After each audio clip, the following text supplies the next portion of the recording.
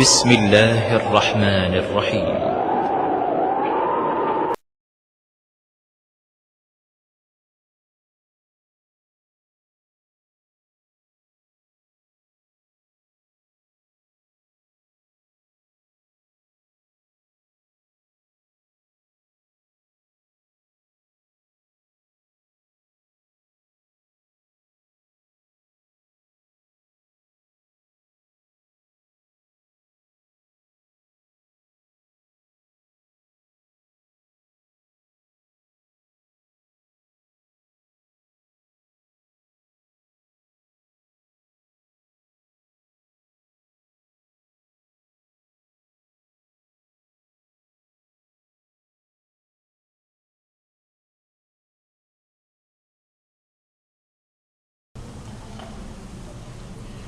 بسم الله الرحمن الرحيم. الحمد لله رب العالمين، والصلاة والسلام على أشرف الأنبياء والمرسلين وعلى آله الطاهرين وأصحابه الطيبين ومن تبعهم بإحسان إلى يوم الدين. أما بعد، أعوذ بالله من الشيطان الرجيم. بسم الله الرحمن الرحيم. وإذ أخذنا ميثاق بني إسرائيل وبالوالدين إحسانا وذي القربى واليتامى والمساكين وقولوا للناس حسنا وأقيموا الصلاة وآتوا الزكاة ثم توليتم إلا قليلا منكم وأنتم معرضون. وإذ أخذنا ميثاقكم لا تسفكون دماءكم ولا تخرجون أنفسكم من دياركم ثم أقررتم وأنتم تشهدون ثم أنتم هؤلاء تقتلون أنفسكم وتخرجون فريقا منكم من ديارهم تظاهرون عليهم بالإثم والعدوان وإن يأتوكم أسارى تفادوهم وهو محرم عليكم إخراجهم أفتؤمنون ببعض الكتاب وتكفرون ببعض فما جزاء من يفعل ذلك منكم إلا خزي في الحياة الدنيا ويوم القيامة يردون إلى أشد العذاب وما الله بغافل عما تعملون. أولئك الذين اشتروا الحياة الدنيا بالآخرة فلا يخفف عنهم العذاب ولا هم ينصرون. عزیز القدر بھائیوں اور دوستوں اور میرے لائق احترام ماؤں اور بہنوں، سورۃ البقرہ کی آیت نمبر 82 تک کی تفسیر ہم اس سے پہلے کر چکے ہیں، یعنی پہلا جو آدھا پارہ ہے اس کی تفسیر ہم پڑھ چکے ہیں۔ اس کے بعد آیت نمبر 83 سے آج ہم شروع کرتے ہیں۔ چنانچہ اللہ رب العزت اس آیت کریمہ میں ارشاد فرماتے ہیں وَإِذْ أَخَذْنَا مِيثَاقَ بَنِي إِسْرَائِيلَ، کہ وہ وقت یاد کرو جب ہم نے بنو اسرائیل سے میثاق لیا، پختہ عہد لیا۔ میثاق سے مراد پختہ عہد، پختہ وعدہ اور عہد لیا ہم نے بنو اسرائیل سے۔ اور آپ کو یہ معلوم ہے کہ بنو اسرائیل کن کو کہتے ہیں؟ اسرائیل کن کا لقب تھا؟ حضرت یعقوب بن اسحاق بن ابراہیم علیہ السلام۔ حضرت یعقوب کا لقب جو ہے وہ اسرائیل تھا۔ تو ان کی جو اولاد ہے انہیں اللہ رب العزت ان کا ایک وعدہ اور ان کا ایک پختہ عہد یاد دلاتا ہے۔ یاد کرو جب ہم نے بنو اسرائیل سے ایک پختہ عہد لیا، اس کے بعد پختہ عہد کی تفصیل، اور در حقیقت یہ جو عہد ہے یہ 8 امور پر مشتمل ہے، 8 چیزوں کا اور 8 باتوں کا اللہ رب العزت نے بنو اسرائیل سے عہد لیا۔ لا تعبدون الا اللہ، سب سے پہلی بات کہ تم نے اللہ ہی کی عبادت کرنی ہے۔ وبالوالدین احسانا، والدین کے ساتھ، وذی القربى، رشتہ داروں کے ساتھ حسن سلوک کرنا ہے۔ 3 والیتامی، یتیموں کے ساتھ بھی حسن سلوک کرنا ہے۔ 4 والمساکین، اور مسکینوں کے ساتھ بھی حسن سلوک کرنا ہے۔ 5 وقولوا للناس حسنا، اور تم لوگوں کے لیے اچھی بات کہا کرو۔ 6 وَأَقِيمُوا الصَّلَاةَ، نماز قائم کرو، یہ 7، وآتوا الزکاۃ اور تم زکوٰۃ ادا کرتے رہو۔ یہ وہ 8 امور ہیں جن کا پختہ عہد لیا اللہ رب العزت نے بنو اسرائیل سے، اور یہ جو 8 امور ہیں یہ در حقیقت اللہ رب العزت کے ابدی اصول ہیں۔ شروع سے جب سے اللہ رب العزت نے انسانوں کی پیدائش شروع کی اور زمین پر انسانوں کی آبادی شروع ہوئی، حضرت آدم علیہ السلام کو اللہ تعالیٰ نے نبی بنایا، تو اس وقت سے لے کر آج تک یہ 8 کے 8 اصول چلے آ رہے ہیں۔ ہاں کیفیت میں، تعداد میں اختلاف ہو سکتا ہے، ورنہ یہ سارے کے سارے اصول پہلے بھی موجود تھے اور یہ قیامت تک رہیں گے بھی۔ تو انبیاء کی شریعتوں میں اختلاف ہو سکتا ہے لیکن اصولوں میں اختلاف نہیں ہو سکتا ہے۔ انبیاء کی شریعتوں میں اختلاف ہو سکتا ہے، بعض احکام میں اختلاف ہو سکتا ہے، لیکن جو اصول ہوتے ہیں ان میں اختلاف نہیں ہو سکتا ہے۔ انبیاء تمام کے تمام حضرت آدم علیہ السلام سے لے کر حضرت محمد صلی اللہ علیہ وسلم تک ان تمام انبیاء کے اصول ایک ہی تھے۔ چنانچہ یہ جو پختہ عہد ہے، یہ پختہ عہد انہی 8 اصولوں پر مبنی ہے۔ پہلا اصول کیا ہے؟ لا تعبدون الا اللہ، کہ تم نے اکیلے اللہ رب العزت کی عبادت کرنی ہے۔ لا تعبدون، کسی کی عبادت نہ کرو، الا اللہ، سوائے اللہ تعالیٰ کے۔ جس طرح لا الہ الا اللہ، کہ کوئی الہ نہیں، کوئی معبود نہیں، کوئی عبادت کے لائق نہیں الا اللہ، سوائے اللہ تعالیٰ کے۔ اس میں حصر پایا جاتا ہے کہ اللہ تعالیٰ ہی عبادت کے لائق ہے، اللہ تعالیٰ ہی معبود برحق ہے، اللہ تعالیٰ ہی الہ ہے، اس کے سوا کوئی الہ نہیں، کوئی معبود نہیں، کوئی عبادت کے لائق نہیں۔ اسلوب اللہ رب العزت نے یہاں قرآن مجید میں ارشاد فرمایا ہے، اور اس کے علاوہ دیگر بہت سارے مقامات پر یہی اسلوب اللہ تعالیٰ نے اختیار فرمایا ہے۔ لا تعبدون الا اللہ، عبادت نہیں کرو الا اللہ، سوائے اللہ تعالیٰ کے، یعنی اللہ تعالیٰ کے لیے ہی عبادت کرو، اس کے سوا کسی کی عبادت نہ کرو۔ عبادت کس کو کہتے ہیں؟ لفظ عبادت کا مفہوم کیا ہے؟ لفظ عبادت کا مفہوم ہے بندگی کرنا اور عاجزی اور انکساری کا اظہار کرنا۔ بندگی کرنا، عاجزی اور انکساری کا اور ذلت کا اظہار کرنا، تواضع کا اظہار کرنا اور عاجزی کا اظہار کرنا، یہ عبادت کے لفظ میں یہ ساری چیزیں شامل ہیں۔ اور یہ جتنی بھی چیزیں ہیں، ان تمام چیزوں کے ساتھ لفظ عبادت جو ہے وہ صرف اللہ کے لیے ہی روا ہے، اس کے سوا کسی کے لیے روا نہیں، لہذا کسی کی بندگی نہیں ہو سکتی۔ جس طرح لوگ کہتے ہیں نا، او جی ہم تو آپ کے غلام ہیں۔ غلام آپ کسی کے نہیں ہیں، ہم اگر غلام ہیں تو صرف اللہ تعالیٰ کے ہیں۔ یہ غلامی اور یہ بندگی صرف اللہ کے لیے روا ہے، اللہ کے سوا کسی کے لیے نہیں۔ لا تعبدون الا اللہ کے مفہوم میں یہی بات شامل ہے، لا الہ الا اللہ میں یہی چیز شامل ہے کہ آپ بندگی کریں، غلامی کریں اور عاجزی اور انکساری کے اظہار کریں تو صرف اور صرف اللہ رب العزت کے سامنے کریں۔ ذلت اپنے آپ کو ذلیل کر کے اگر ظاہر کرنا ہو تو صرف اللہ کے سامنے ہی اپنے آپ کو انسان جھکا سکتا ہے، اللہ کے سامنے سجدہ ریز ہو سکتا ہے، اللہ کے سامنے رکوع اور سجدہ کر سکتا ہے، اور اللہ کے سامنے ہی عاجزی، انکساری اور ہر قسم کی ذلت کا اظہار انسان اللہ تعالیٰ کے سامنے ہی کر سکتا ہے، اس کے سوا کسی کے سامنے نہیں کر سکتا ہے۔ اسی لیے یہ مفہوم میں نے تھوڑا سا کھول کے اس لیے بیان کیا ہے کہ آج کل آپ بہت سارے لوگوں کو دیکھتے ہوں گے، جس طرح میں نے پہلے کہا، زبانی طور پر اس طرح کہتے ہیں کہ ہم تو آپ کے غلام ہیں، اور دوسرا عملی طور پر بھی بہت سارے لوگ اپنے وڈیروں کے سامنے، اپنے چودھریوں کے سامنے، اپنے جاگیرداروں کے سامنے، اپنے باس کے سامنے جناب ان کے سامنے جھک جاتے ہیں اور ان کے قدموں میں پڑ جاتے ہیں، رکوع اور سجدہ کرتے ہیں ان کے سامنے۔ تو اس قسم کی جو بندگی ہوتی ہے، اس قسم کی جو ذلت اور یہ عاجزی اور انکساری ہوتی ہے، یہ صرف اور صرف اللہ کے لیے روا ہے، اللہ کے سوا کسی کے لیے روا نہیں۔ یہ لفظ عبادت کا لغوی عربی زبان کے لحاظ سے جو مفہوم ہے وہ میں نے بیان کیا ہے۔ شریعت کی زبان میں عبادت کس کو کہتے ہیں؟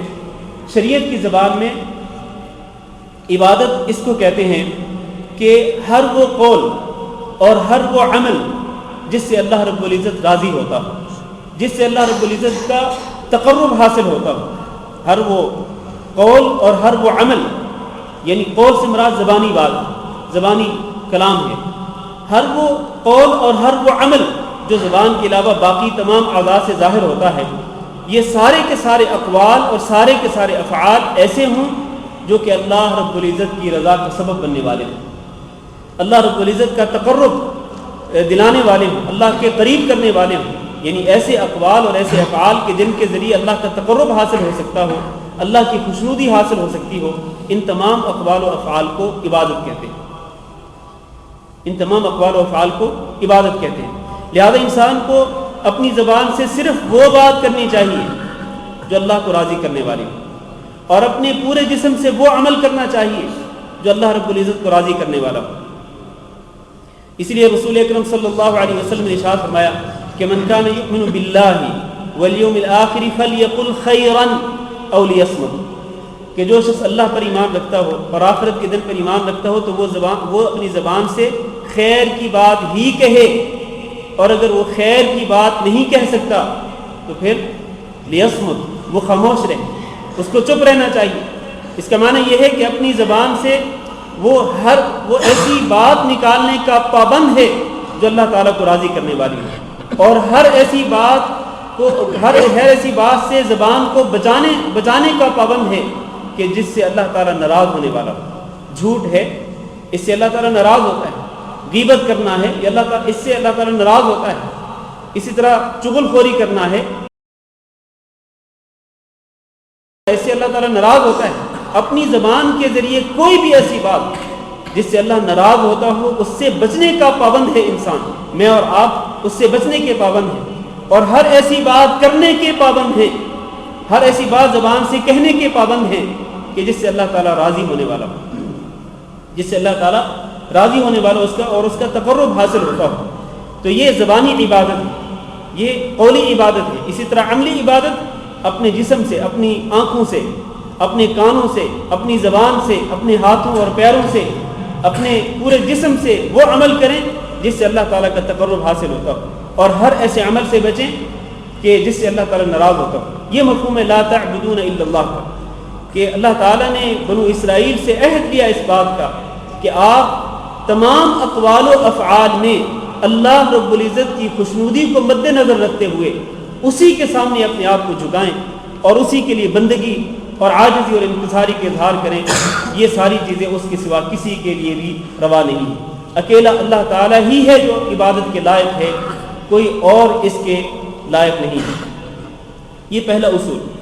دوسرا وبالوالدین احسانا، اللہ تعالیٰ نے سب سے پہلے اپنا حق بیان کر دیا کہ صرف میری عبادت کرنی ہے۔ اس کے ساتھ ہی اللہ تعالیٰ نے بندوں میں سے سب سے پہلے جس کا حق مقدم ہے، جو جس کا حق فوقیت رکھتا ہے، وہ والدین کا حق ہے کہ والدین کے ساتھ حسن سلوک کرو، ان کے ساتھ نیکی کرو، ان کی اطاعت کرو، ان کی فرمانبرداری کرو، اور ان کو اذیت مت پہنچاؤ۔ احسان کے اندر یہ بھی شامل ہے کہ آپ ان کی اذیت کا سبب نہ بنیں، نہ اپنی زبان کے ساتھ اور نہ اپنے عمل کے ساتھ، کسی بھی طرح سے اپنے والدین کی دل آزاری کا، ان کی اذیت کا، ان کی تکلیف کا سبب نہ بنیں۔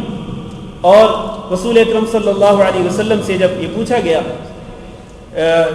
والدین کے متعلق کہ والدین کا حق کیا ہے کسی بھی اولاد پر، تو آپ صلی اللہ علیہ وسلم نے ارشاد فرمایا کہ ہما جنتک وہما نارک، کہ یہی والدین ہی تمہارے لیے جنت ہیں اور یہی والدین ہی تمہارے لیے دوزخ ہیں۔ معنی یہ ہے کہ ان والدین کے ساتھ حسن سلوک کرو گے، ان کی اطاعت و فرمانبرداری کرتے رہو گے اور ان کی اذیت سے اپنے آپ کو بچاتے رہو گے تو پھر تم جنت میں چلے جاؤ گے۔ لیکن اگر تم ان کی نافرمانی کرو گے، ان کے ساتھ بدسلوکی اور بدتمیزی کا مظاہرہ کرو گے اور ان کو اذیت پہنچاؤ گے اپنی زبان کے ساتھ یا اپنے کسی عمل کے ساتھ ان کو اذیت پہنچاؤ گے تو پھر تم جہنم میں جاؤ گے۔ تو والدین ہی جنت ہیں اور والدین ہی دوزخ ہیں۔ خدمت ہے اور اطاعت و فرمانبرداری ہے تو آپ اس کے ذریعے جنت میں چلے جائیں گے، اور اگر نافرمانی ہے اور ان کو اذیت رسانی کا پہلو پایا جاتا ہے تو پھر اس کے ذریعے انسان جہنم میں جا سکتا ہے والعیاذ باللہ۔ وبالوالدین احسانا، والدین کے ساتھ احسان کا اللہ تعالیٰ نے حکم دیا۔ سب سے پہلے اللہ تعالیٰ کا حق کہ اس کی عبادت کرو اور اس کی عبادت میں کسی کو شریک نہ کرو۔ اس کے بعد بندوں میں سے سب سے پہلے والدین کا حق۔ اس کے ساتھ ہی اللہ نے فرمایا وذی القربہ، رشتہ داروں کا حق بھی ادا کیا کرو، ان کے ساتھ حسن سلوک کیا کرو۔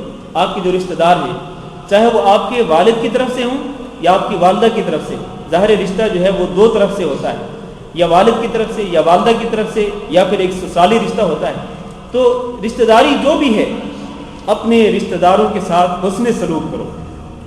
اگر آپ کے رشتہ دار آپ پر ظلم اور زیادتی بھی کریں، آپ کے ساتھ بدسلوکی کریں، بدتمیزی کا مظاہرہ کریں، اپنے کسی بھی قول یا کسی بھی عمل سے آپ کو تکلیف پہنچائیں، آپ کیا کریں؟ اس کے بدلے میں آپ ان کو تکلیف نہ پہنچائیں، آپ ان کی تکلیفوں کو اور ان کی اذیتوں کو برداشت کریں، اور آپ اس کے بدلے میں ان پر احسان کریں۔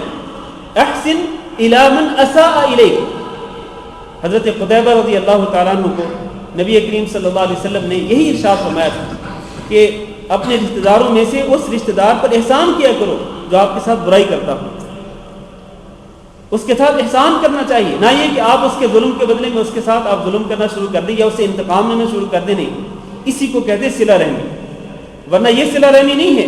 اپنے رشتہ داروں کے متعلق یہ رشتہ داری، یہ صلہ رحمی نہیں ہے کہ اگر وہ آپ کے پاس آئیں تو آپ ان کے گھر میں چلے جائیں، اگر وہ آپ کو کوئی 10 دینار دیں تو آپ بھی 10-12 دینار ان کو دے دیں یا ان کے بچوں کو دے دیں، اگر وہ آپ پر احسان کریں تو آپ بھی اس کے بدلے میں احسان کر دیں۔ یہ تو بدلہ ہوا، یہ تو اس کو مکافعہ کہتے ہیں کہ ایک چیز کے بدلے میں آپ نے ایک چیز کی، ایک عمل کے بدلے میں ایک عمل آپ نے کیا۔ یہ صلہ رحمی نہیں ہے۔ صلہ رحمی لیس الواصل بالمکافئ، یہ حدیث رسول صلی اللہ علیہ وسلم ہے، لیس الواصل بالمکافئ، صلہ رحمی کرنے والا وہ نہیں جو بدلے میں کوئی کام کرتا ہے، بلکہ صلہ رحمی کرنے والا کیا ہے؟ وہ یہ ہے کہ جب کوئی کچھ نہیں کرتا آپ اس کے ساتھ احسان کرتے ہیں، آپ حسن سلوک کرتے ہیں۔ اگر وہ آپ سے بدسلوکی کرتے ہیں تو آپ ان سے اچھا سلوک کرتے ہیں، اچھا برتاؤ رکھتے ہیں۔ تو یہ رویہ اختیار کرنا چاہیے۔ وذی القربیٰ، رشتہ داروں کے ساتھ اس نے سلوک کرنا۔ اللہ تعالیٰ نے قرآن مجید کے اندر ایک اور مقام پہ ارشاد فرمایا کہ وَآتِ ذَا الْقُرْبَى حَقَّهُ، آتی حکم ہے نبی صلی اللہ علیہ وسلم کو اور آپ کے ہر امتی کو کہ آپ دیجئے اپنے رشتہ داروں کو ان کا حق، رشتہ داروں کو ان کے حقوق دینے چاہیے۔ تو ہمیشہ اپنے رشتہ داروں کے ساتھ تعلقات کو خوشگوار بنانا چاہیے، رشتہ داروں کے ساتھ تعلق توڑنا نہیں چاہیے، تعلق جوڑنا چاہیے۔ ورنہ یہ بات یاد رکھیں کہ جو شخص بغیر کسی شرعی عذر کے تعلقات کو توڑتا ہے، تعلقات جوڑتا نہیں، خوشگوار بنانے کی بجائے ناخوشگوار بناتا ہے تعلقات اپنے رشتہ داروں کے ساتھ، تو پھر اس شخص کو یہ بات یاد رکھنی چاہیے کہ اللہ رب العزت نے وعدہ کر رکھا ہے رحم کے ساتھ، اللہ نے رحم کے ساتھ وعدہ کر رکھا ہے کہ اس رحم کو جو شخص جوڑے گا اللہ اس کو اپنی رحمت کے ساتھ جوڑے گا، اور جو شخص اس رحم کو توڑے گا یعنی رشتہ داروں کے ساتھ بدسلوکی کرے گا اللہ تعالیٰ اس کو اپنی رحمت سے کاٹ دے گا، اس کو اپنی رحمت سے دور کر دے گا۔ تو اللہ کی رحمت کا حصول کس طرح ممکن ہے؟ ذی القربیٰ، کہ رشتہ داروں کے ساتھ تعلقات خوشگوار بنائیں، ان کے ساتھ حسن سلوک کریں، اور اگر کوئی شخص اس طرح نہیں کرتا تو یقینی طور پر وہ اللہ رب العزت کی رحمت سے کٹ جاتا ہے، اللہ کی رحمت سے محروم ہو جاتا ہے۔ بلکہ ہم اسی سورۃ بقرہ کے اندر پہلے پڑھ چکے ہیں شروع میں ہی کہ وہ شخص جو کہ قطع رحمی کرتا ہے، صلہ رحمی کی بجائے قطع رحمی کرتا ہے تو وہ اللہ تعالیٰ کی لعنت کا مستحق ہوتا ہے۔ اولئک الذین لعنہم اللہ، سورۃ محمد میں اللہ تعالیٰ نے فرمایا اولئک الذین لعنہم اللہ، کون؟ جو قطع رحمی کرتے ہیں، رشتہ داروں کے ساتھ تعلقات کو توڑتے ہیں تو اللہ تعالیٰ ان پر لعنت بھیجتا ہے والعیاذ باللہ۔ یہ چوتھا اصول۔ والیتامى، پانچواں اصول کیا کہ یتیموں کے ساتھ بھی حسن سلوک کرو، یتیموں پر ظلم و زیادتی نہ کرو۔ یتیم کس کو کہتے ہیں؟ عربی زبان میں یتیم کس کو کہتے ہیں؟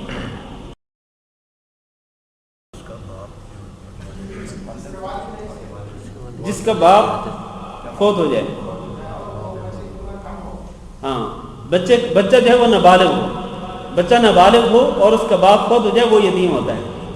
ورنہ اگر آپ میں سے کوئی صاحب جو ہیں، کوئی صاحب یہ کہیں کہ جی میں بھی یتیم ہوں کیونکہ میرے والد بھی فوت ہو چکے ہیں، تو آپ کو یتیم نہیں سمجھا جائے گا، کیونکہ آپ بالغ ہیں ماشاءاللہ، اور آپ میں سے بہت سارے لوگ صاحب اولاد ہوں گے۔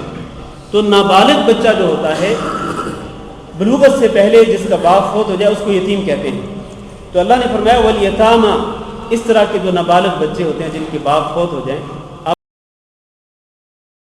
ان کے ساتھ پیار و محبت کا سلوک رکھیں، اور اگر آپ ان کے مال کے سرپرست بنتے ہیں، باپ فوت ہو چکا، آپ اگر اس یا آپ اس کے قریبی رشتہ ماموں ہیں یا کوئی اور آپ کا رشتہ ہے اس بچے کے ساتھ، اور آپ اس کے مال کے جو مال اس بچے کو اس کے باپ کی وراثت سے ملا ہے آپ اس کے سرپرست بنتے ہیں تو پھر اس مال کو اس یتیم کی مصلحت کے لیے خرچ کریں. یہ نہیں کہ آپ اپنی مصلحت بھی یا اپنے بیوی بچوں کی مصلحت جو ہے وہ بھی اس یتیم کے مال کے ساتھ وابستہ کر لیں. نہیں، ایسا ہرگز نہیں. من کان غنیا فلیستعفف، قرآن مجید میں اللہ تعالیٰ نے فرمایا سورۃ النساء کے شروع میں، اور یہ یتیموں کے متعلق ہی ہے کہ جو یتیموں کا سرپرست ہو اس کو یتیموں کے ساتھ کس طرح کا رویہ رکھنا چاہیے مال کے متعلق. فرمایا من کان غنیا، تم میں سے جو شخص مالدار ہو کھاتا پیتا ہو، فلیستعفف، تو وہ یتیم کا مال جو ہے اس میں سے ایک پیسہ بھی نہ لے اور اپنے دامن کو بچا کے رکھے، عفت اور پاک دامنی اختیار کرے. لیکن ومن کان فقیرا فلیأکل بالمعروف، ہاں اگر کوئی شخص فقیر ہے، محتاج ہے، اس کے پاس کچھ بھی نہیں اور اس کو سرپرست بنا دیا جاتا ہے یا اس کو بننا پڑتا ہے یتیم کا، مجبوری کی بنا پر یتیم کا سرپرست بننا پڑتا ہے حالات کی وجہ سے، تو پھر وہ فلیأکل بالمعروف، تو وہ دستور کے مطابق بھلے طریقے کے مطابق اس میں سے کچھ نہ کچھ اپنی ضرورت کے بقدر کھا پی سکتا ہے. اللہ نے اس کا اصول متعین کر دیا. ورنہ یتیموں کے ساتھ ہمیشہ اچھا سلوک ہی کرنا چاہیے. اور اگر کوئی شخص یتیم کا سرپرست ہونے کے بعد یتیم کے مال میں سے ایک پیسہ بھی ناجائز طور پر اگر کھاتا ہے تو وہ یقین کر لے کہ وہ اپنے پیٹ میں جہنم کی آگ کو بھر رہا ہے، والعیاذ باللہ. جہنم کی آگ کے انگاروں کو اور شعلوں کو بھر رہا ہے وہ اپنے پیٹ کے اندر. لہٰذا اس سے بچنا چاہیے. رسول اکرم صلی اللہ علیہ وسلم نے فرمایا انا وکافل الیتیم کہاتین، میں اور یتیم کی کفالت کرنے والا کیسے ہیں؟ کہاتین، ان دو انگلیوں کی طرح. اور آپ نے اشارہ کیا یہ انگشت شہادت اور درمیان والی انگلی کے ساتھ، دو انگلیوں کے ساتھ اشارہ کر کے آپ نے فرمایا کہ میں اور یتیم کا کافل ہم دونوں اس طرح سے ہوں گے. کہاں پر؟ جنت میں اس طرح ہم ایک ساتھ جنت میں داخل ہوں گے. تو اس میں بڑی فضیلت ہے یتیموں کے ساتھ حسن سلوک. اس کے بعد میں والمساکین، مسکینوں کا بھی خیال رکھا کرو. یہ پانچواں اصول، والمساکین، کہ آپ مسکینوں کے ساتھ بھی احسان کیا کریں اور ان سے حسن سلوک کیا کریں. مسکین کس کو کہتے ہیں؟ دو لفظ آتے ہیں قرآن مجید کے اندر، فقیر اور مسکین. انما الصدقات للفقراء والمساکین، جہاں پر اللہ رب العزت نے زکوٰۃ کے مصارف کا ذکر فرمایا کہ زکوٰۃ کن کن لوگوں کے لیے ہوتی ہے، اور وہ 8 ہیں. تو وہاں اللہ تعالیٰ فرماتے ہیں انما الصدقات للفقراء والمساکین، کہ صدقات یعنی زکوٰۃ کے جو مال ہیں یہ فقراء کے لیے اور مسکینوں کے لیے ہوتے ہیں. تو وہاں پر 2 لفظ ہیں، فقیر اور مسکین. گویا کہ یہ فقیر الگ ہوتا ہے، لیکن بعض جگہ بعض مقامات پر اللہ رب العزت یا صرف فقراء کا لفظ استعمال فرماتے ہیں یا پھر صرف مساکین کا لفظ استعمال فرماتے ہیں. تو اصل فرق کیا ہے؟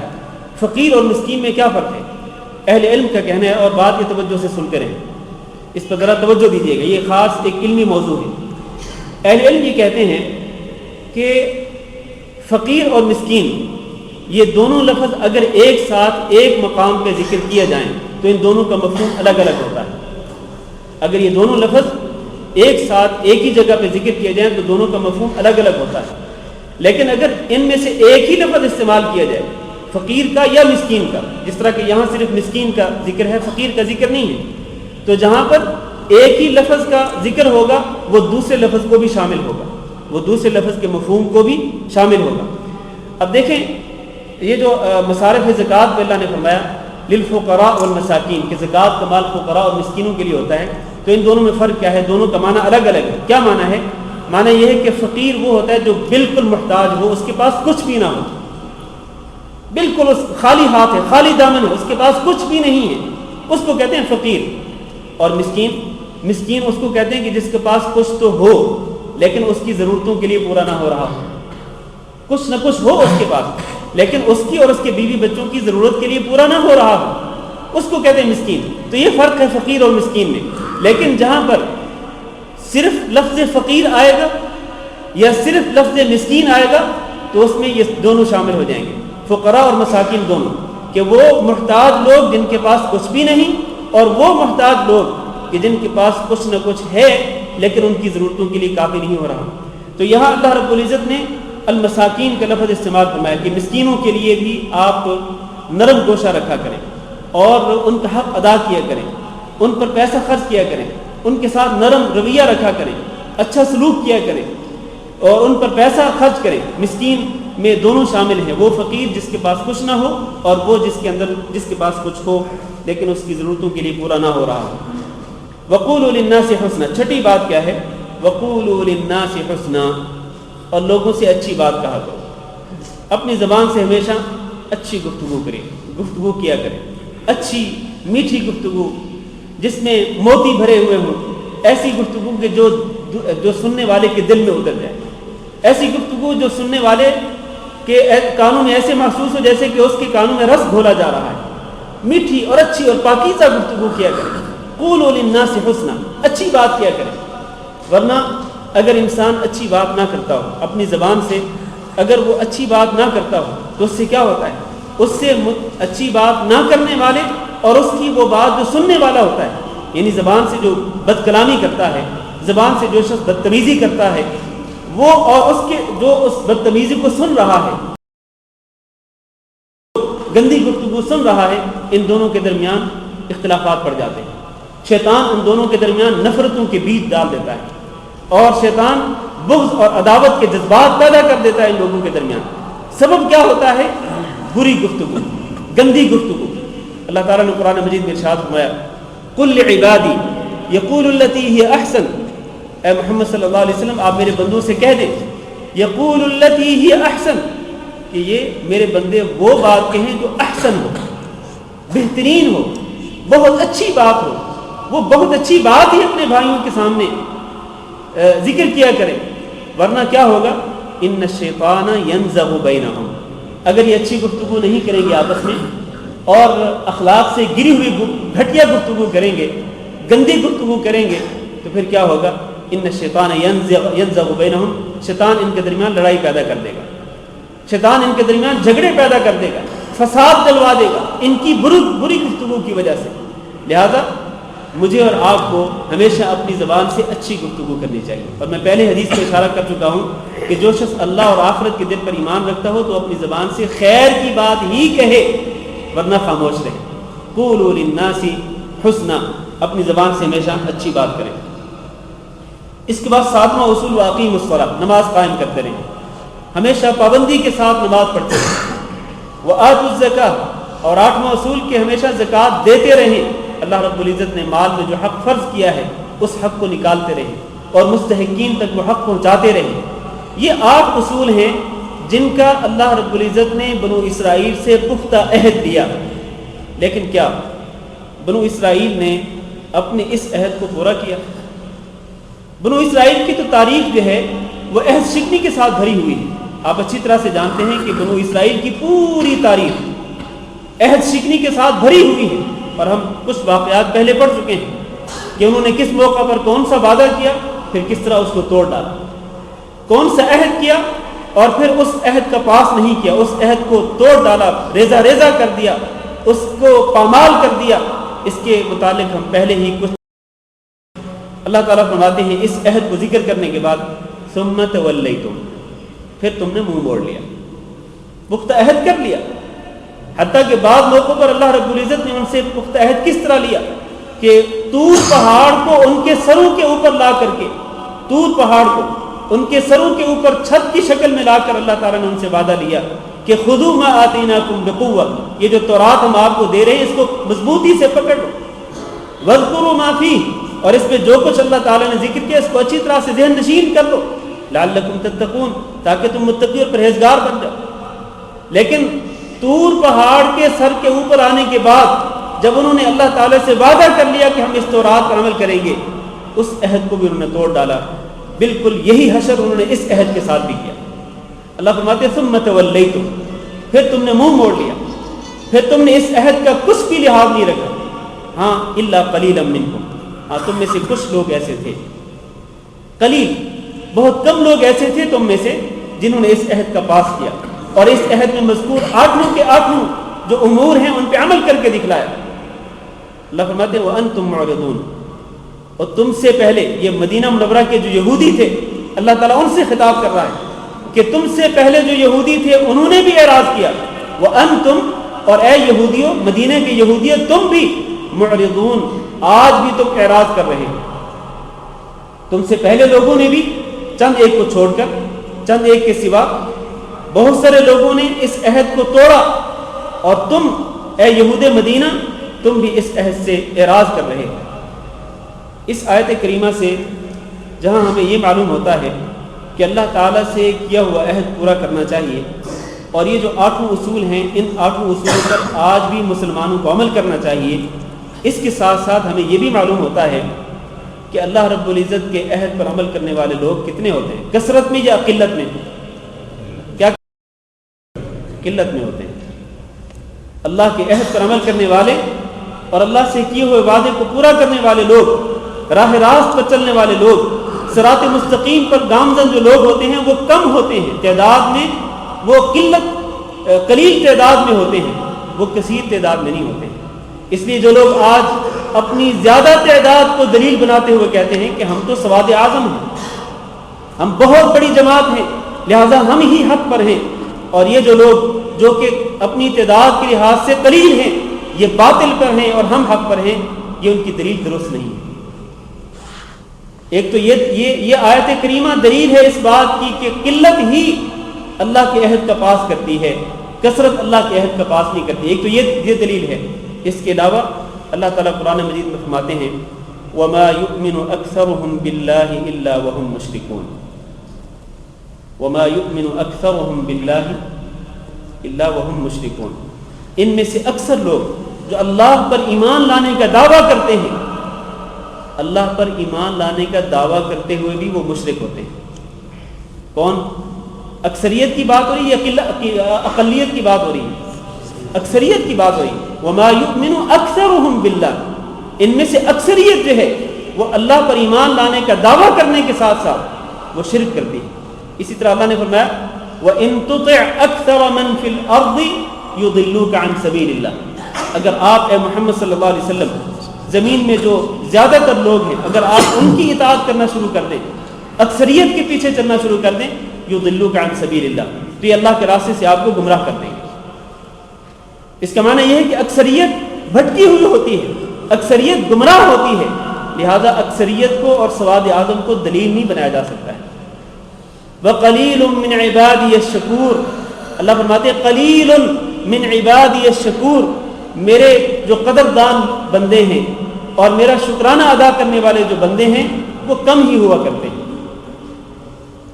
اور آپ کو یہ بھی معلوم ہونا چاہیے کہ رسول اکرم صلی اللہ علیہ وسلم نے ارشاد فرمایا کہ لا تزال طائفة من امتی، لا تزال طائفة من امتی قائمین علی الحق، کہ میری امت کا ایک طائفہ، ایک گروہ، طائفہ کس کو کہتے ہیں؟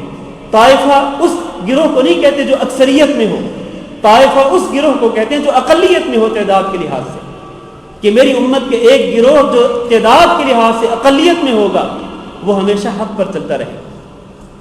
لا تزال طائفة من امتی قائمین علی الحق لا یضرهم من خذلهم۔ المہم یہ ہے کہ اس آیت کریمہ سے ہمیں جو بات معلوم ہوتی ہے وہ یہ ہے کہ اللہ تعالیٰ سے کیا ہوا جو عہد ہے اس کو پورا کرنا چاہیے، اور اللہ تعالیٰ سے کیا ہوا عہد ہے اس کو توڑنا نہیں چاہیے، اس کے تقدس کو پامال نہیں کرنا چاہیے۔ اس کے بعد اللہ تعالیٰ فرماتے ہیں وَإِذْ أَخَذْنَا مِيثَاقَكُمْ لَا تَسْفِكُونَ دِمَاءَكُمْ۔ یہ جو اگلی دو آیات ہیں، ان دو آیات کی تفسیر ذکر کرنے سے پہلے میں تھوڑا سا پس منظر ذکر کرنا چاہتا ہوں، ذرا بات توجہ سے سنتے رہیں تاکہ تفسیر آپ کو اچھی طرح سے سمجھ آ جائے۔ مدینہ منورہ میں نبی کریم صلی اللہ علیہ وسلم کی آمد سے پہلے دو قسم کے لوگ رہتے تھے، ایک تو مشرکین عرب تھے اور دوسرے یہود تھے۔ مشرکین عرب کے دو مشہور قبیلے تھے، ایک اوس اور ایک خزرج۔ اوس اور خزرج کے دو مشہور قبیلے کہاں رہتے تھے؟ مدینہ منورہ میں۔ اور یہود مدینہ میں 3 گروہ تھے یا ان کے 3 قبیلے تھے، ایک کا نام تھا بنو نذیر، دوسرے کا نام تھا بنو قریظہ اور تیسرے کا نام تھا بنو قینقاع۔ یہ 3 قبیلے آباد تھے مدینہ منورہ میں یہودیوں کے۔ پھر یہ جو یہودیوں کے قبیلے تھے انہوں نے ان مشرکین عرب کے قبائل کے ساتھ تحالف کیا ہوا تھا، یہ ان کے حریف تھے، چنانچہ بنو نذیر جو تھے یہ اوس قبیلے کے حلیف تھے، اور جو بنو قریظہ اور بنو قینقاع تھے وہ خزرج قبیلے کے حلیف تھے۔ اور ان یہودیوں کی ایک بہت پرانی عادت ہے، اور وہ عادت آج بھی ہے۔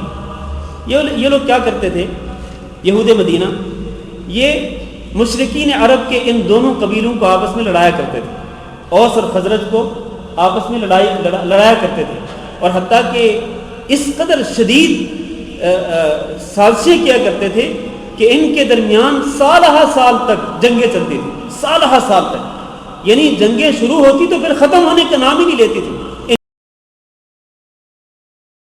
آتے تھے، دوسرا کیا کرتے تھے، دوسرا یہ کرتے تھے، یہ سمجھتے تھے اپنے آپ کو کہ ہمارے پاس چونکہ تورات ہے، تورات کا علم ہے ہمارے پاس، تو ہم فوقیت رکھتے ہیں ان مشرکین عرب پر، اور یہ کہتے تھے کہ یہ عرب جو ہیں یہ تو بدو ہیں، یہ تو اجڑ قوم ہے، یہ تو ان پڑھ لوگ ہیں، اور اپنے آپ کو صاحب علم کہتے تھے کہ ہمارے پاس تورات کا علم ہے، لہذا اپنے آپ کو فوقیت دیتے تھے ہمیشہ مشرکین عرب پر۔ اور اس کے ساتھ ساتھ وہ کیا کرتے تھے، چونکہ ان کے پاس علم بھی تھا، ان کے پاس مال بھی تھا، اور یہ عرب لوگ یہ تو بالکل غریب لوگ تھے، مسکین لوگ تھے، ان کے پاس مال تھا، تو مال کے ساتھ ساتھ یہ لوگ اپنے پاس ہتھیار بھی رکھا کرتے تھے، جنگی ہتھیار رکھا کرتے تھے۔ چنانچہ یہ سازش کیا کرتے تھے کہ اوس اور خزرج کو آپس میں لڑا کر پھر ان کو جنگی ہتھیار بیچا کرتے تھے، جنگی ہتھیار انہی لوگوں کو بیچا کرتے تھے۔ اس طرح سے ایک تو ان کی جو فوقیت تھی وہ قائم رہتی، فوقیت ان کی قائم رہتی، کیونکہ فوقیت تبھی ان کی قائم رہ سکتی تھی کہ جو ان کے بالمقابل تھے وہ آپس میں دست و گریباں رہتے۔ آج بھی سیاست کا یہی اصول ہے، آپ جانتے ہیں، جماعتوں کے اندر تفرقہ ڈال دیں، مخالف جماعتوں کو آپس میں لڑا دیں اور پھر سیاست کرتے رہیں، ملک پر حکومت کرتے رہیں۔ منافقانہ سیاست کا یہ اصول ہے جس پر آج بہت سارے ملکوں میں عمل ہو رہا ہے۔ تو یہ یہودی جو تھے یہ ان مشرکین عرب کے قبائل کو آپس میں لڑا کر ایک تو اپنی فوقیت رکھتے تھے، اپنے آپ کو ان کے اوپر رکھتے تھے، اور دوسرا تجارت بھی کرتے تھے ہتھیاروں کے ذریعے۔ اور آج کے یہودی بھی یہی کر رہے ہیں، آج کے یہودی بھی یہی عمل کر رہے ہیں کہ آج مسلمانوں میں ہی مسلمان ملکوں کو ایک دوسرے سے لڑا دیتے ہیں، کوئی چنگاری بھڑکا کر، جنگ کی چنگاری بھڑکا کر، یا یہ دعویٰ کر کے کہ اس ملک کے اندر خوفناک اور خطرناک قسم کے ہتھیار پائے جاتے ہیں، پھر اس ملک کی خود مختاری اور اس کی آزادی کو پامال کرتے ہوئے چپے چپے کی تلاشی لیتے ہیں، خطرناک ہتھیاروں کو تلاش کیا جاتا ہے، کچھ بھی نہیں ملتا، لیکن پھر بھی UN کے جھنڈے تلے پھر اس ملک کے اوپر دیتے ہیں اور اس پر جنگ مسلط کر دیتے ہیں، اور پھر اس کی اینٹ سے اینٹ بجا دیتے ہیں۔ یہ سارا کچھ کیا ہوتا ہے؟ اور پھر ان کے جو مقابل ہوتے ہیں، ان کے بالمقابل مسلمانوں میں سے ہی جو ان کے حریف ہوتے ہیں، پھر وہ لوگ کیا کرتے ہیں، ان کو اپنے ہتھیار بھی بیچتے ہیں، جدید اسلحہ ان کو دیتے ہیں، پہلے خوف زدہ کرتے ہیں کہ یہ جو فلاں بادشاہ ہے یا فلاں جو ملک ہے اس کے پاس خطرناک ہتھیار ہے، اگر آپ لوگوں نے اس کے خطرناک ہتھیاروں سے بچنا ہے تو ہم سے جدید ٹیکنالوجی کے ساتھ جو بنے ہوئے ہتھیار ہیں وہ ہم سے خریدیں۔ چنانچہ خلاصہ یہ ہے کہ آج کے یہودی بھی وہی روش، وہی طرز عمل اختیار کیے ہوئے ہیں، لڑا کر کے اور جدید اسلحے کی تجارت کر کے عالم پر پورے عالم پر، پورے جہان پر جو ہے وہ اپنی برتری اور اپنی فوقیت کو ثابت کرنے کی کوشش کرتے ہیں۔ ان میں سے بعض تو اوس کے ساتھ ان کا تحالف تھا اور بعض کا خزرج کے ساتھ تحالف تھا۔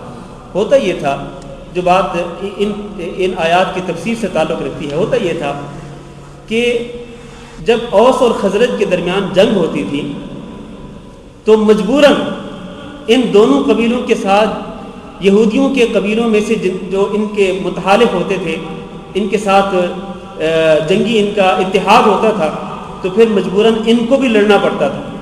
اور ہوتا نتیجہ کیا نکلتا تھا؟ نتیجہ یہ نکلتا تھا کہ خود یہودی ایک دوسرے کی گردنیں کاٹتے تھے، خود یہودی ایک دوسرے کو قتل کیا کرتے تھے۔ مثلا بنو نذیر کے ساتھ جن کے اتحاد تھا، جنگی اتحاد، وہ کون تھے؟ وہ اوس قبیلے کے ساتھ۔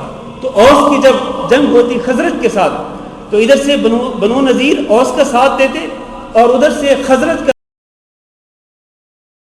اس طرح جہاں مشرکین عرب کے قبائل آپس میں دست و گریباں ہوتے، وہاں یہ یہودی بھی آپس میں دست و گریباں ہوتے، ایک دوسرے کو قتل کیا کرتے تھے۔ صرف قتل ہی نہیں بلکہ ایک دوسرے کو جلاوطن کیا کرتے تھے، اپنے ہی یہودیوں کو مدینہ منورہ سے نکال دیا کرتے تھے، ملک بدر کر دیا کرتے تھے، صرف یہی نہیں بلکہ اپنے ہی یہودیوں پر ظلم و زیادتی کے پہاڑ توڑتے تھے یہ یہودی۔ اللہ تعالیٰ نے ان لوگوں کے انہی جرائم کا ذکر کیا ہے ان دو آیات کے اندر۔ اللہ فرماتے ہیں ذرا یاد کرو، کی تفسیر ذرا آپ کے سامنے واضح ہو جائے۔ اللہ فرماتے ہیں وَإِذْ أَخَذْنَا، یاد کرو اس وقت کو جب ہم نے تم سے میثاق لیا، پختہ عہد لیا، کس بات کا؟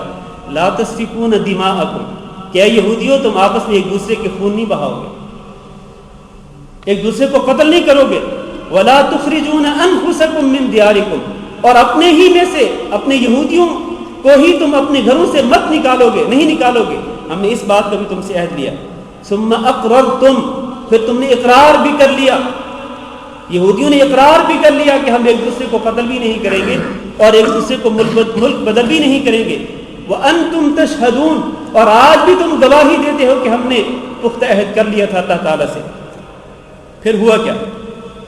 اللہ فرماتے ہیں ثم انتم، پھر تم ہی ہو اے یہود مدینہ، تقتلون انفسکم، تم آپس میں ایک دوسرے کو قتل کرتے ہو، یعنی اللہ تعالیٰ سے کیے ہوئے عہد کو پاش کر دیتے ہو، ریزہ کر دیتے ہو، اس کے تقدس کو پامال کرتے ہوئے تم ایک دوسرے کو قتل کرتے ہو۔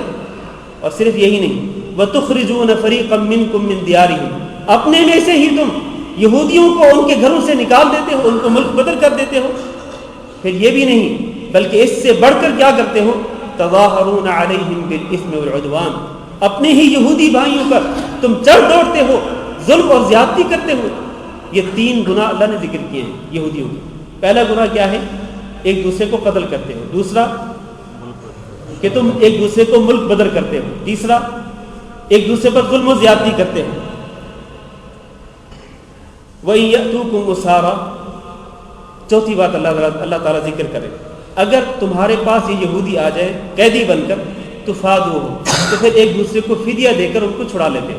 مطلب اگر بنو نذیر کے لوگ قیدی بن کر بنو قریظہ کے پاس چلے جاتے تو بنو نذیر کے لوگ فدیہ دے کر ان کو چھڑا لیتے تھے، اور اگر بنو قریظہ کے لوگ بنو نذیر کے پاس قیدی بن کر آتے تو بنو قریظہ کے لوگ کیا کرتے تھے؟ فدیہ لے کر اپنے قیدیوں کو چھڑا لیا کرتے تھے۔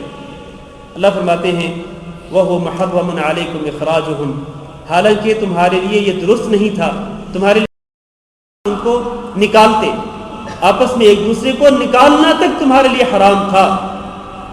تو اب تم جب تمہارے میں سے کچھ لوگ جنگی قیدی بن کر دوسرے قبیلے کے پاس جاتے ہیں تو پھر تم فدیہ دے کر کے ان کو چھڑا لیتے ہو۔ اللہ تعالیٰ فرماتے ہیں افتؤمنون ببعض الکتاب، کیا تم کتاب کے ایک حصے پر ایمان لاتے ہو، وتکفرون ببعض، اور دوسرے حصے سے انکار کرتے ہو۔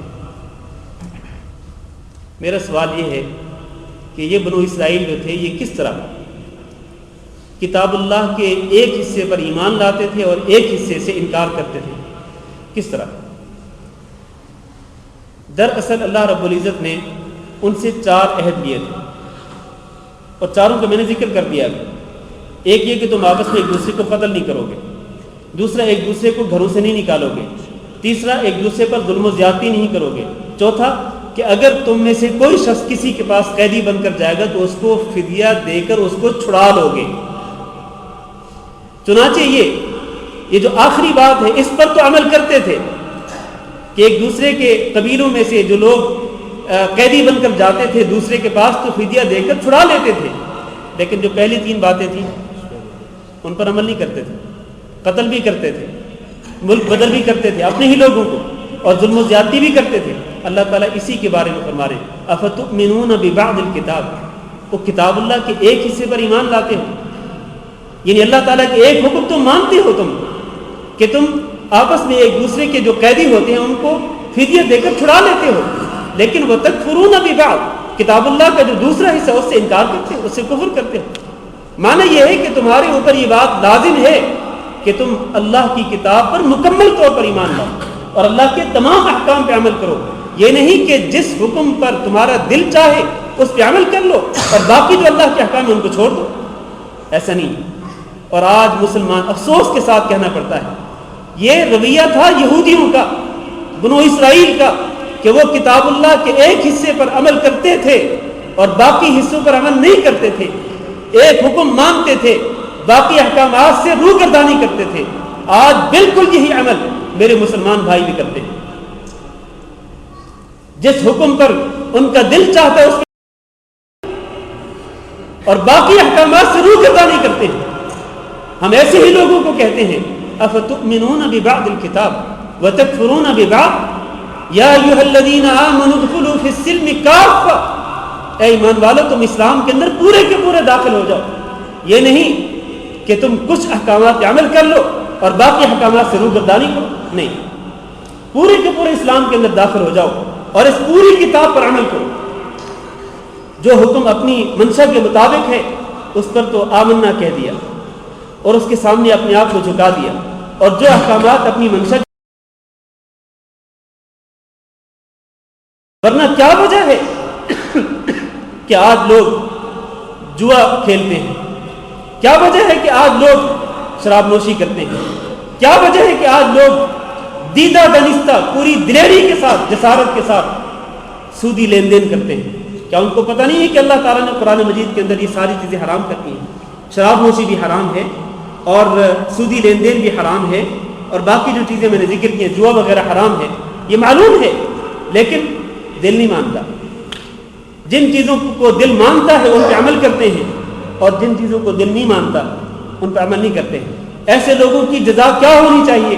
سنیے, میں اسی بات پر اپنا درس ختم کرتا ہوں. اللہ تعالیٰ فرماتے ہیں فما جزاء من يفعل ذلك منكم, تم میں سے جو بھی اس طرح کرتا ہے اس کی جزا کیا ہو, اس کی سزا کیا ہونی چاہیے؟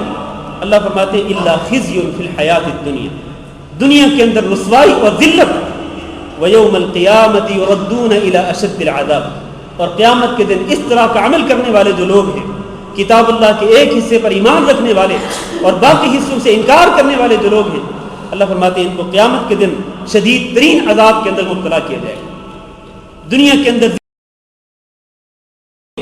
یہ جو یہودی تھے بنو نذیر اور بنو قریظہ, ان کو دنیا کے اندر کس ذلت اور رسوائی کے سامنا کرنا پڑا؟ ان کے اس عہد شکنی کی وجہ سے کہ بنو نذیر جو تھے ان کو اہل مدینہ نے یعنی مسلمانوں نے ان کو جلاوطن کر دیا تھا, اور اللہ تعالیٰ نے پوری سورت نازل کر دی ان کے بارے میں, سورۃ الحشر. هو الذي اخرج الذين كفروا من اهل الكتاب من ديارهم لاول الحشر ما ظننتم انهم يخرجوا وظنوا انهم مانعتهم حصونهم من الله فاتاهم الله من حيث لم يحتسبوا. اللہ کا عذاب ایسی جگہ سے آیا جہاں سے ان کو رحم و گمان بھی نہ تھا. بنو نذیر اس طرح ذلیل و خوار کر کے ان کو مدینہ سے نکال دیا گیا. اور بنو قریظہ کے کیا حشر ہوا؟ بنو قریظہ نے جب اللہ تعالیٰ کے اس عہد کو توڑا, انجام کیا نکلا؟ انجام یہ نکلا کہ جنگ احزاب کے بعد مدینہ کے مسلمانوں نے ان کے قلعوں کا محاصرہ کر لیا تھا, اور آخر کار وہ لوگ ان لوگوں نے ہتھیار پھینکنے پر آمادگی ظاہر کر دی, لیکن مسلمانوں کی شروط پر, اپنی شروط پر نہیں. پھر مسلمانوں نے ان کے ساتھ کیا سلوک کیا تھا؟ خزرج قبیلے کے جو سردار تھے حضرت سعد بن معاذ رضی اللہ تعالیٰ عنہ, انہوں نے یہ فیصلہ صادر کیا تھا کہ ان بنو قریظہ کے جو مرد ہیں ان کو تحت اور ان کی جو عورتیں ہیں اور ان کے جو بچے ہیں ان کو قیدی بنا لیا. آپ بتلائیے اس سے بڑی ذلت اور رسوائی کیا ہو سکتی ہے؟ دنیا کے اندر ہی ان لوگوں نے ذلت اور رسوائی کا سامنا کیا اپنی اس عہد شکنی کی وجہ سے. اور میرے بھائیوں, اگر یہودیوں نے اس ذلت اور رسوائی کا سامنا کیا دنیا کے اندر, تو آج مسلمانوں میں سے وہ مسلمان جو انہی یہودیوں کے طرز عمل کو اختیار کیے ہوئے ہیں کہ منشا کے مطابق اللہ کے بعض احکامات پہ عمل کر لیتے ہیں اور باقی احکامات سے روگردانی کرتے ہیں, تو کیا یہ ذلت اور رسوائی جو ہے جس کا سامنا یہود مدینہ کو کرنا پڑا تھا, آج کیا مسلمانوں کو اس ذلت اور رسوائی کا سامنا نہیں ہے؟ آج مسلمانوں پر ذلت اور رسوائی کے بادل چھائے ہوئے ہیں بری طرح سے. کیوں ذلیل ہے؟ مسلمانوں کی قوم آج سب سے زیادہ ذلیل قوم سمجھی جاتی ہے. کیوں؟ ان کی اپنی بدعملی کی وجہ سے. اور اللہ تعالیٰ جو عہد مسلمانوں نے اللہ تعالیٰ سے کر رکھا ہے, اس عہد کو توڑنے کی وجہ سے, اس عہد کے تقدس کو پامال کرنے کی وجہ سے دنیا کے اندر ذلت و رسوائی آج چھائی ہوئی ہے, اور قیامت کے دن کا عذاب تو اس سے زیادہ سخت ہے والعیاذ باللہ.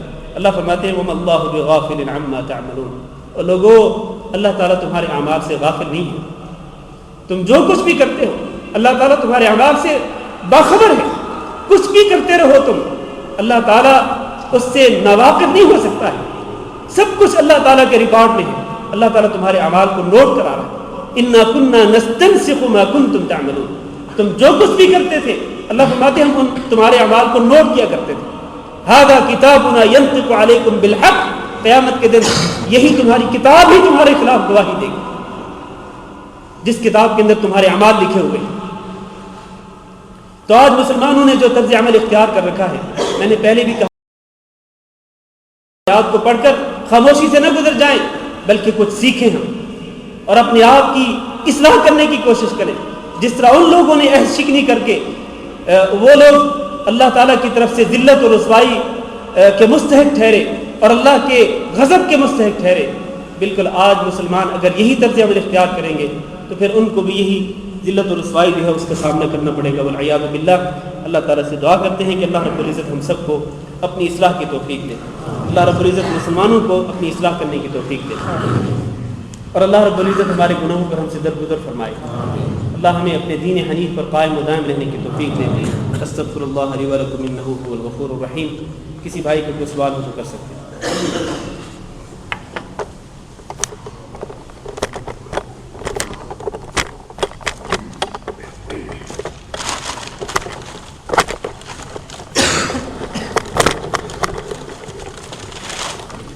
یہ جو ہم وضو کرتے ہیں تو حلال کرتے ہیں جی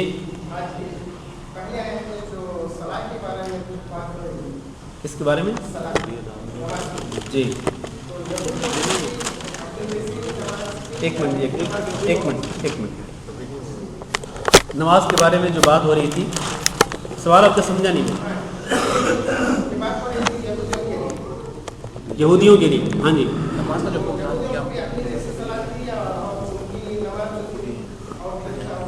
جی بالکل یقینی طور پر نماز کا جو طریقہ کار تھا ان کے لیے مختلف تھا اور نمازوں کی تعداد بھی مختلف تھی.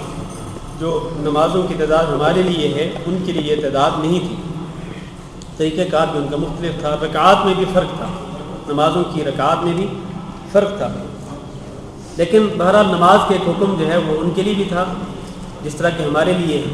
لیکن جس طرح میں نے پہلے بھی کہا ہے کہ انبیاء کی شریعتوں میں اختلاف ہو سکتا ہے, اصولوں میں اختلاف نہیں ہو سکتا. اصول تھا, نماز پڑھنے کا اصول ان کے لیے بھی تھا, لیکن شریعت میں اور طریقہ کار میں اختلاف ہو سکتا ہے. اور اس میں سے بعض چیزیں جو ہیں وہ مفسرین نے اور جیسے نے ذکر بھی کی ہیں کہ فرق کس طرح سے تھا. ہاں جی, کسی اور کا کوئی سوال ہو تو. یہ جو ہم حلال کرتے ہیں داڑھی کا, جی تو یہ دونوں ہاتھ لگاتے ہیں, ہاں جی, یہ جائز ہے؟ جی داڑھی کا خلال داڑھی کا خلال وضو کرتے ہوئے دونوں ہاتھوں کے ساتھ اپنی انگلیوں کو داڑھی کے بالوں میں پھیرنا اور جو جلد ہے اس جلد کو تر کرنے کی کوشش کرنا, یہ ٹھیک ہے, ہونا چاہیے. کیونکہ یہ جو داڑھی کے بال جہاں پر ہوتے ہیں دونوں سائڈوں پر, اور اسی طرح یہ جو چھوڑی کے بال ہوتے ہیں, ان بالوں کے نیچے جو جلد ہے اس جلد کو تر کرنا ضروری ہے. ورنہ اگر یہ جلد تر نہ ہو اور خشک رہ جائے تو پھر وضو نہیں ہوتا ہے اس طرح. لہٰذا کوشش یہ کرنی چاہیے کہ پانی آپ چلو بھر کے آپ ایک دائیں طرف بھی بائیں طرف بھی اور اسی طرح نیچے والی جو سائڈ ہے جو ٹھوڑی ہے چلو بھر کے آپ پانی پہنچانے کی کوشش کریں.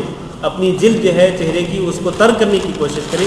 لیکن اگر کسی کی داڑھی بہت زیادہ ہو, کسی کی داڑھی اگر بہت زیادہ لمبی ہو, بہت گھنی ہو, تو پھر وہ انگلیوں کا خلال کر کے اس طرح انگلیوں کو بھگو کر وہ انگلیوں کے ساتھ اپنی داڑھی کا خلال کر کے اپنے جلد کو تر کر سکتا ہے اور اپنے بالوں کو بھی تر کر سکتا ہے. اس کے باوجود بھی اگر کوئی جگہ خشک رہ جائے, اس نے کوشش پوری کی, لیکن اگر کوئی جگہ خشک رہ جاتی ہے تو پھر اس میں کوئی حرج نہیں. واللہ اعلم. ہاں جی, قضاء عمری جو ہے, قضاء عمری کا ہمارے دین کے اندر کوئی ثبوت نہیں ہے, اس کی کوئی حیثیت بھی نہیں ہے. قضاء عمری کس کو کہتے ہیں؟ اس کو کہتے ہیں کہ کوئی شخص جب توبہ کرے اپنی نمازوں سے, یعنی جو نمازیں وہ چھوڑتا رہا, اپنی پچھلی زندگی میں جو نمازیں وہ ترک کرتا رہا, چھوڑتا رہا, اب وہ توبہ کر رہا ہے, تو اس کو یہ کہا جاتا ہے کہ آپ اپنی توبہ کو سچا ثابت کرنے کے لیے کیا کریں کہ ہر نماز کے ساتھ ایک ایکسٹرا نماز پڑھیں، ایک اضافی نماز پڑھیں، اور اس طرح پڑھتے چلے جائیں، اپنی پوری زندگی اس طرح پڑھتے رہیں۔ اسی لیے اس کو قضاء عمری کہتے ہیں کہ پچھلی عمر کی قضا آنے والی عمر میں، پچھلی عمر کی قضا آنے والی عمر میں۔ تو اس طرح وہ ہر نماز کے ساتھ ایک ایکسٹرا نماز پڑھتے ہیں، اور اس کی کوئی حیثیت نہیں، اس کا کوئی ثبوت بھی نہیں۔ آپ نے توبہ کر لی، اللہ تعالیٰ سے معافی مانگ لی، تو اگر آپ نے سچے دل کے ساتھ توبہ کی ہے، توبۃ النصوح کی ہے، تو پھر اللہ تعالیٰ آپ کے پچھلے تمام گناہوں کو معاف کر دے گا۔ توبہ ایک ایسی چیز ہے کہ جس کے ساتھ پچھلے گناہ مٹ جاتے ہیں، معاف ہو جاتے ہیں۔ آئندہ کے لیے اصلاح کریں، اپنی کوشش کریں کہ کوئی بھی نماز جو ہے وہ قضا نہ ہو، تو اس طرح اللہ رب العزت پچھلے گناہوں کو معاف کر دے گا۔ لہٰذا یہ جو قضاء عمری ہے، اس نام کی کوئی چیز شریعت کے اندر موجود نہیں۔ بینک کا جو انٹرسٹ ہوتا ہے اس کو ڈسپوز کیسے کس طریقے سے کریں؟ بینک کا جو انٹرسٹ ہوتا ہے، پہلی بات تو یہ ہے کہ اپنا پیسہ کسی ایسے اکاؤنٹ میں نہیں رکھنا چاہیے جس سے آپ کو انٹرسٹ ملتا ہو۔ ایسے کسی بھی اکاؤنٹ میں پیسہ نہیں رکھنا چاہیے کہ جس سے آپ کو انٹرسٹ ملتا ہو، یعنی آپ کو پروفٹ یا سود ملتا ہو، تو ایسے کسی اکاؤنٹ میں آپ پیسہ رکھنا درست نہیں ہے۔ لیکن اگر آپ کی مجبوری ہے کہ آپ کسی غیر اسلامی ملک میں رہتے ہوں اور وہاں پر آپ کو ایسا کوئی اکاؤنٹ نہ ملتا ہو، ایسا کوئی بینک نہیں ملتا جس میں بلا سود بینکاری ہوتی ہو، اگر آپ کی مجبوری ہے تو پھر آپ اپنے پیسے کی سیفٹی کے لیے، اپنے مال کو، اپنے سرمایہ کو محفوظ کرنے کے لیے کسی ایسے اکاؤنٹ میں رکھ سکتے ہیں اپنے پیسے کو، لیکن شرط یہ ہے کہ آپ کو اس پیسے پر جو سود مل رہا ہے آپ وہ وصول نہ کریں، کیونکہ اللہ تعالیٰ نے فرمایا ہے یا ایھا الذین آمنوا اتقوا اللہ، اے ایمان والو اللہ تعالیٰ سے ڈرتے رہو، وذروا اور چھوڑ دو، کس چیز کو؟ ما بقی من الربا، سود میں سے جو باقی ہے اس کو چھوڑ دو، ان کنتم مؤمنین، اگر تم ایمان والے ہو تو اللہ تعالیٰ نے سود کو چھوڑنے کا حکم دیا ہے، سود کی وصولی سے منع فرمایا ہے، لہذا سود جو ہے اس کو وصول ہی نہیں کرنا چاہیے۔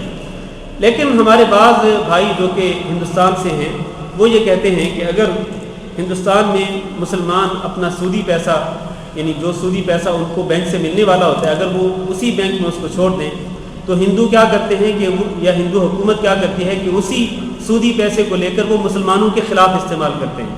اگر تو واقعتاً ایسا ہوتا ہے تو پھر وہ پیسہ وصول کر لینا چاہیے، اگر اس طرح کی کوئی صورتحال ہو تو پھر وہ پیسہ وصول کر لینا چاہیے، لیکن وہ پیسہ جو ہے وہ اپنی ذاتی ضروریات میں اور اپنے بیوی بچوں کی ضروریات میں صرف نہیں کرنا چاہیے۔ کیوں؟ اس لیے کہ وہ حرام کا پیسہ ہے، اور حرام کا پیسہ جو ہے وہ اپنی ذات کے لیے، اپنے بیوی بچوں کے لیے خرچ نہیں کیا جا سکتا ہے۔ تاہم جو رفاہی کام ہوتے ہیں، مثلا ایسے کام کے جن سے عام مسلمانوں کو فائدہ پہنچ سکتا ہے، مثلا آپ کسی جگہ پہ کوئی گلی بنوا دیں، سڑک پختہ کروا دیں، یا مثلا آپ کوئی مسافر خانہ بنوا دیں، یا یہ واش روم بنوا دیں، کسی جگہ پہ ضرورت ہے حمامات کی اور باتھ روم وغیرہ کی ضرورت ہے، آپ وہ بنوا دیں، تو اس طرح کے جو رفاہی کام ہوتے ہیں، ایسے کام جن سے عام مسلمانوں کو فائدہ پہنچ سکتا ہے، جن میں وہ پیسہ کسی شخص کی ذات پر خرچ نہیں ہوتا، ٹھیک ہے نا، وہ پیسہ کسی شخص کی ذات پر خرچ نہیں ہوگا، بلکہ آپ نے ایک رفاہی چیز بنوا دی، آپ نے کوئی ایسا کام کر دیا کہ اس سے عام لوگ فائدہ اٹھا سکیں گے، پیسہ نہیں ان کے ہاتھ میں جائے گا، تو اس میں کوئی حرج نہیں ہے۔ اس طرح کے رفاہی کاموں میں وہ سود کا پیسہ جو ہے وہ خرچ کیا جا سکتا ہے۔ ایک اس کی شکل یہ ہے کہ اگر آپ نے فرض کریں آپ نے بینک سے انٹرسٹ وصول کر لیا، اور آپ کا ہی کوئی دوسرا بھائی ہے جس نے بینک سے سود پر قبضہ لے رکھا ہے، ٹھیک ہے، اب فرض کریں اس نے 10 لاکھ روپے لیے ہیں اور اس پر سود سمیت جو اس کو ادائیگی کرنی ہے وہ ہیں فرض کریں 12 لاکھ دینے ہیں، اس پر 12 لاکھ کا بوجھ ہے، 10 لاکھ تو اس نے لیے ہیں اور 2 لاکھ اضافی جو ہیں وہ سود کے پیسے ہیں، یہ ایک بہت بڑا بوجھ ہے 2 لاکھ روپے کا، 2 لاکھ روپے کا۔ تو آپ کیا کریں کہ آپ نے جو انٹرسٹ کا پیسہ وصول کیا ہے بینک سے، آپ ان پیسوں میں سے 2 لاکھ روپے اس کو دے دیں، ٹھیک ہے، تاکہ وہ سود کے بوجھ سے آزاد ہو جائے۔ تو سود کی جو رقم ہے وہ سود میں ہی چلی جائے گی، سود کا پیسہ سود میں ہی خرچ ہو جائے گا، تو اس میں کوئی حرج نہیں ہے۔ باقی وہ پیسہ جو ہے وہ جس طرح بعض لوگ کہتے ہیں جی اگر کسی نے اپنی بیٹی کی شادی کرنی ہے تو اس کا جہیز لینے کے لیے وہ پیسہ دے دیں، مثلا کوئی بندہ فقیر ہو مسکین ہو تو اس کی ہیلپ کر دیں، نہیں، ایسا نہیں ہے۔ اس طرح کسی بھی شخص کی ہیلپ جو ہے وہ سود کے پیسے کے ساتھ نہیں ہو سکتی کیونکہ وہ حرام کا پیسہ ہے۔ ہم یہاں پر ہاں جی آخری سوال اور اس کے بعد درس ختم۔ ہاں جی،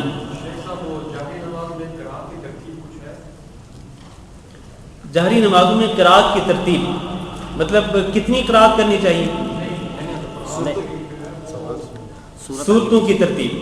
ہاں جی، دیکھیں جہری نمازیں ہوں یا سری نمازیں ہوں، بہتر یہ ہے کہ آپ تمام نمازوں میں جب قرات کریں تو ترتیب کے مطابق کریں. مطلب پہلی رکعت میں آپ نے جو سورت پڑھی، دوسری رکعت میں جو سورت آپ نے پڑھنی ہے وہ اس کے بعد ہو، اس سے پہلے نہ ہو. ہونا یہی چاہیے کیونکہ قرآن مجید کی سورتوں کی ایک ترتیب ہے، لہٰذا آپ اسی ترتیب کے مطابق پہلی رکعت میں پہلی سورت پڑھیں ترتیب کے لحاظ سے جو پہلے آ رہی ہے، اور دوسری رکعت میں جو اس کے بعد آ رہی وہ پڑھیں آپ، چاہے نماز جہری ہو یا سری ہو. لیکن اگر کبھی ایسا ہو جائے کہ آپ پہلی رکعت میں وہ صورت پڑھیں جو بعد میں آ رہی ہے اور دوسری رکعت میں وہ صورت پڑھیں جو پہلے آ رہی ہے، تو اس میں بھی کوئی حرج نہیں ہے، اس میں بھی شرعی طور پر کوئی قباحت نہیں ہے، اس لیے کہ رسول اکرم صلی اللہ علیہ وسلم سے اس طرح پڑھنا ثابت ہے. اس طرح پڑھنا آپ نے تہجد کی نماز میں، اگر مجھے غلطی نہیں لگ رہی تو آپ نے غالباً سورت یونس جو ہے وہ پہلے پڑھ لی تھی اور سورت النساء آپ نے بعد میں پڑھی تھی، شاید اس طرح ہے اگر مجھے غلطی نہیں لگ رہی. بہرحال وہ حدیث ثابت ہے کہ آپ نے صورتوں کی ترتیب میں جو ہے وہ اس طرح کیا، لہٰذا اس طرح کرنے میں کوئی حرج نہیں ہے. لیکن افضل اور بہتر یہی ہے بہرحال کہ صورتوں کی ترتیب کو ملحوظ خاطر رکھنا چاہیے. ایک سوال ہے، کسی نے پوچھنے کے لیے کہا ہے کہ جن کے ماں باپ مر چکے ہیں، باپ مر چکا ہے، دادا زندہ ہے، دادا کا ایک بیٹا اور زندہ ہے، اس کا بھائی زندہ ہے، تو اس کے بیٹے کو اس کی وراثت سے کچھ ملے گا یا اس کے بھائی کا ہی سب کچھ ہو گیا؟ یہ سوال بڑا اہم ہے کہ کیا دادا بھی اس کا بعد میں فوت ہو چکا ہے، ابھی صرف چاچا ہی بچا ہے اور چاچا کے پاس ساری دولت ہے، تو کیا اس کے دوسرے بڑے بھائی کے بیٹے کو کچھ ملے گا یا سارا حصہ چاچا کا ہو گیا؟ کسی نے مجھے پوچھنے بولا ہے خاص کر.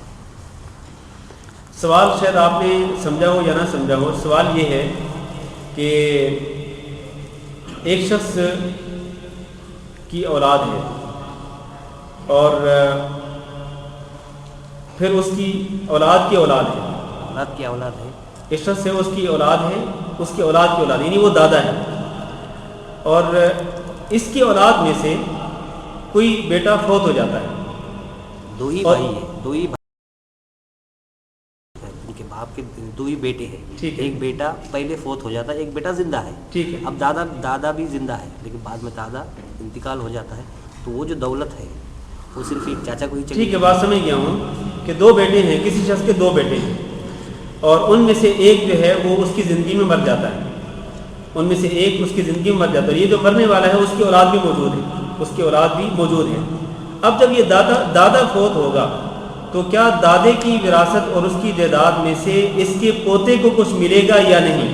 یہ سوال ہے. جی ہاں جی. تو اس کا جواب یہ ہے کہ پوتے کو دادے کی جائیداد میں سے اور اس کی وراثت میں سے کچھ بھی نہیں ملتا. اگر اس کا اپنا ایک بیٹا موجود ہے، اگر اس کی اولاد موجود اپنی اس کی اولاد موجود ہے، آپ نے کہا کہ اس کے ایک بھائی جو ہے وہ زندہ ہے، مرنے والے کا بھائی زندہ ہے. ہاں جی. اگر مرنے والے کا بھائی زندہ ہے تو وہ اپنے باپ کی پوری جائیداد کا مالک ہوگا. اگر اس کی ماں ہے، مطلب مرنے والے کی جو دادے کی جو بیوی ہے، اس کی دادی یعنی اگر وہ ہے زندہ ہے تو اس کو حصہ ملے گا، اور جو اولاد اگر اس کی بہنیں ہیں تو ان کو بھی حصہ ملے گا.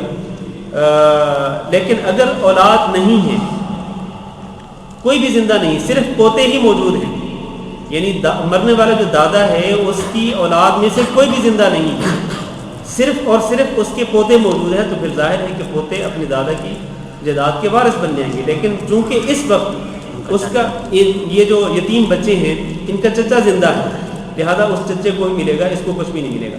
البتہ اس میں یہ کرنا چاہیے، دادے کو یہ چاہیے کہ وہ مرنے سے پہلے وہ وصیت کر دے کہ دیکھو اپنے بیٹے کو یا اپنی اولاد کو سامنے بٹھا کر کے دیکھو یہ جو میرا پوتا ہے یتیم ہے، یہ اس کا باپ فوت ہو چکا ہے، میرا بیٹا فوت ہو چکا ہے، تو تم اس طرح کرنا کہ میری جائیداد میں سے اتنا حصہ اس کو دے دینا، اور اس کی جو مقدار ہے وہ 1/3 سے 1/3 سے زیادہ نہیں ہونی چاہیے.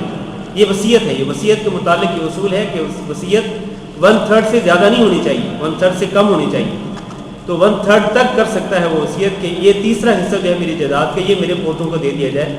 تو اس طرح وہ وصیت کے مطابق تو وارث بن سکتے ہیں، وصیت کے مطابق، ورنہ اگر وصیت نہیں کی ہوں گے تو ورنہ وصیت نہیں ہے تو پھر وارث نہیں بن سکتے ہیں۔ ہاں ایک دوسرا پہلو یہ ہے کہ جو چچا ہے جو وراثت لے رہا ہے، اگر وہ اخلاقی طور پر وہ یہ محسوس کرے کہ یہ میرے بھائی کے بیٹے ہیں اور یتیم ہیں تو میں اپنے باپ کی جائیداد میں سے کچھ حصہ ان کو بھی دے دوں، اخلاقی طور پر تو وہ ٹھیک ہے، دے سکتا ہے وہ، ورنہ شرعی طور پر وہ پوتے جو ہیں وارث نہیں بنتے ہیں۔ جزاکم اللہ خیر۔ سبحانک اللہم و بحمدک، اشہد ان لا الہ الا انت، استغفرک و اتوب الیک۔